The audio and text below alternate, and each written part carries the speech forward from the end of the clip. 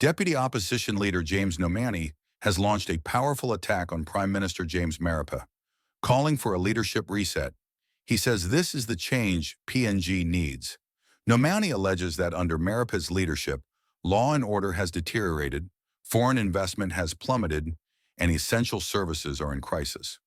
He endorses Sir Peter Ipatas as the leader PNG needs. He also criticizes the government for constitutional amendments and laws that he claims restrict freedoms of speech and assembly.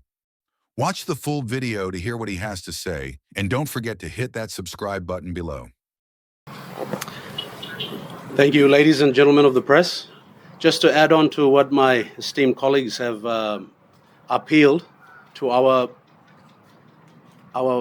the members in government, our colleagues on the other side, is that the country is in crisis.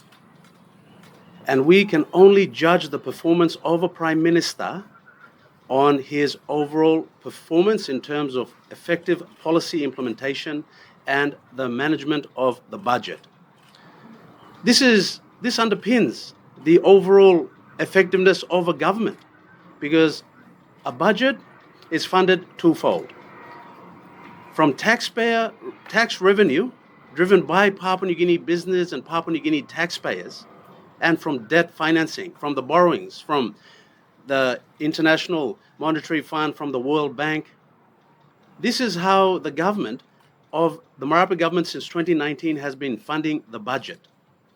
The question that Papua New Guineans have to ask is that from 2019 to 2025, since the Honourable James Marape became Prime Minister, we have effectively passed a cumulative total of 156.8 billion kina.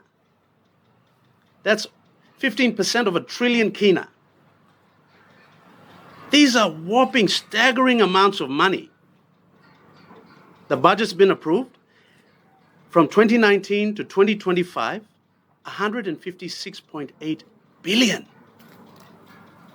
We have incurred the highest level of debt in the history of the country, 39.9 billion kina, debt financing. The Honourable James Marape, as a Prime Minister, under the Pangu-led coalition government, has borrowed more money than any other Prime Minister before him since independence in the last 6 years, taking our total debt stock up to 65 billion kina. The question that all members of Parliament have to ask is that with this money, from 2019 to 2025, have we created 1 million jobs? Have we effectively addressed the youth bulge issue, where we have so many young men and women throughout the country that are unemployed without opportunity? Have we effectively created a conducive environment for foreign direct investment? After ExxonMobil and the Papua New Guinea LNG, what other foreign direct investment or FDI has come into the country? They can't come in because there's a lack of confidence in the leadership of the Prime Minister, the Honourable James Marape. These big multinational companies know exactly what's going on in Papua New Guinea, and they will not come in to invest in a country that cannot guarantee law and order.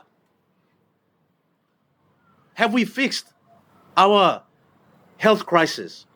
Do we have world-class health facilities throughout the country with world-class services for our men and women and our children?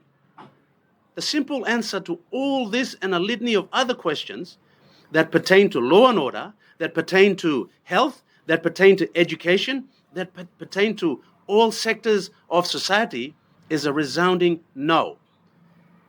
The long and the short of it is simple.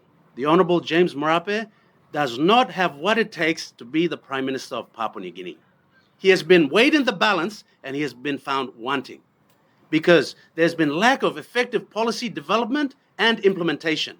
If there was, after 6 years, we wouldn't have law and order issues.